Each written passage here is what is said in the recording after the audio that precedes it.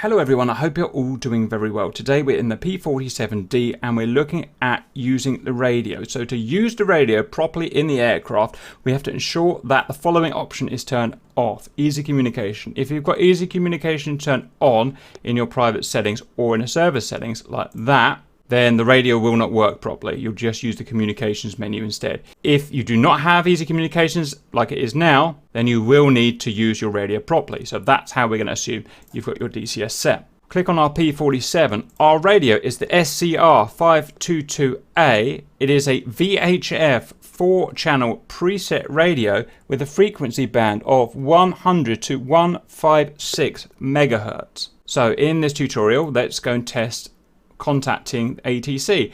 We're at Dunkirk here. We're going to click on Dunkirk and we can see we've got tower frequency here. These are various ranges used by different aircraft. For instance, an F5 would use UHF, that's there. A different type of older warbird would use the old single-digit megahertz range. A helicopter might use that's going to be in the FM, I imagine. But we're using the VHF 100 to 156 range, so that's 118.20, so let's write that down in our notepads. Now, we cannot tune it in the cockpit. It's not a tunable radio because it's a preset radio. We can only change our presets of our SCR in here. So click on it back here. We're going to change button or channel B to 118.2. So if you want the radio to work, this is where you set it. Okay, we're going to save that. And we're going to jump in. We're in the ground in a hot started aircraft. Let's focus on the radio. This is the SCR-522-A here. First of all, make sure that we have our audio knob fully turned up. It should be by default, but just check it. Let's go over the actual unit itself. We've got this guy here, which is the light dimmer for these lights here. Each of these lights shows which channel we have selected. We probably won't see it in the daylight. Channel A, Channel B, Channel C, Channel D. We've currently got Channel A selected. If we want to turn the radio set off or not select a channel, off is there. Put it back to A.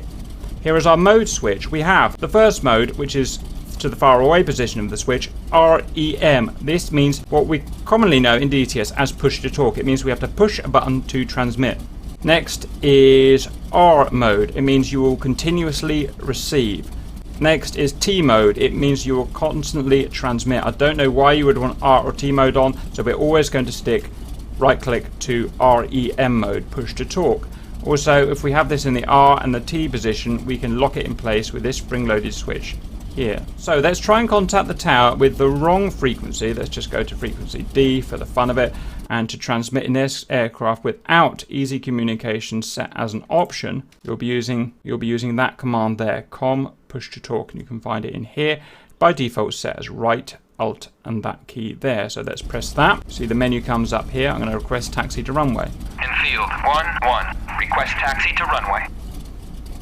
Give it a few seconds and you'll see that he will not respond, obviously, because I'm using an invalid preset. Okay, so next we're going to go to Bravo channel, which is the correct 118.2 megahertz on the VHF. Press the button again. Press taxi to runway. In field 1-1, request taxi to runway. Give it a few seconds.